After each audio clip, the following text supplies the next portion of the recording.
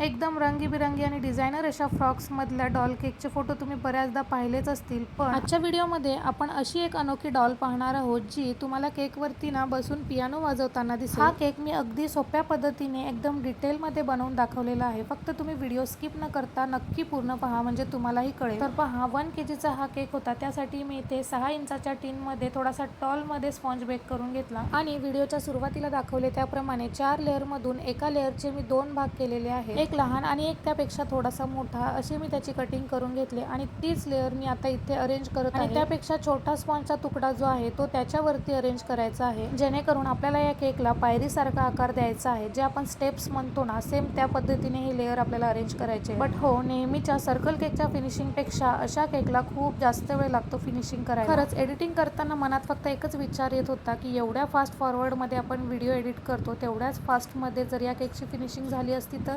पण नो, हे कधीच शक्य होणार नाही, कारण अशा बारीक सारीक गोष्टी जेव्हा आर्टिस्ट करत असते तेव्हा खूप सारी मेहनत आणि वेळ जातो। शेवटी तेव्हा कुठे आपल्याला रिझल्ट हा एक नंबर मिळत असतो। असो तर इथे कस्टमरची डिमांड होती की डॉलचा फ्रॉक हा आम्हाला पिंक कलर मध्येच हवा आहे, त्यासाठी मी इथे पिंक कलरच्या स्क्रीमने डॉलचा फ्रॉक तयार करून घेते। बरं, आता या आपल्या क्यूटशा डॉलचा फ्रॉक पाहून काही जण नक्कीच कॉमेंट करतील, ताई डॉलचा फ्रॉक कोणत्या नोझलने काढला, त्याचा नंबर किंवा फोटो शेअर करा। तर त्या अगोदरच तुम्हा सर्वांना सांगायचं आहे की माझ्या कुठल्याच नोझलवरती कोणताच नंबर लिहिलेला नाहीये, पण या नोझलचा फोटो तेवढा मी तुमच्याशी शेअर करते। इथे स्क्रीनवरती लावलेला आहे, तुम्ही फोटो पाहू शकता। शक्यतो डॉल केकच्या फ्रॉकसाठी मी हाच नोझल नेहमी यूज करत असते। आता जवळपास आपला केक रेडी झालाच आहे, पण इथे मी काय करते तर पियानोचे जे ब्लॅक अँड व्हाईट बटन्स असतात ना, त्यासाठी मी इथे समान अंतरावरती अशी मार्किंग करून घेतली आहे आणि त्यानंतर ब्लॅक कलरच्या फाउंडंटने हे छोटे छोटे असे पट्ट्या मी कट करून मस्त सेट करून घेतले होते आणि ते सर्व ब्लॅक बटन्स मार्किंग वरती अरेंज करून घेतले। इथे मला कस्टमरने सांगितल्याप्रमाणे मी इंग्लिशमध्ये हॅपी बर्थडे मनस्वी असं नाव लिहिलं होतं, पण परत कस्टमरचा मेसेज पाहिला तेव्हा ते बोलत होते की नाव मराठीतच टाका। तेव्हा परत एकदा मी मराठीमध्ये नाव लिहून केकवरती लावून दिलं। नेहमीप्रमाणे इथे केकचं वजन पाहू शकता, परफेक्ट असा 1 kgचा पियानो डॉल केक रेडी आहे। कसा वाटला एक कॉमेंट करून नक्की सांगा। व्हिडिओ आवडला तर लाईक आणि अशाच नवनवीन व्हिडिओसाठी आपल्या चॅनलला सबस्क्राईब आणि इन्स्टा पेजला फॉलो करा। भेटूया अशाच एका नवीन केक व्हिडिओ सोबत, तोपर्यंत बाय बाय।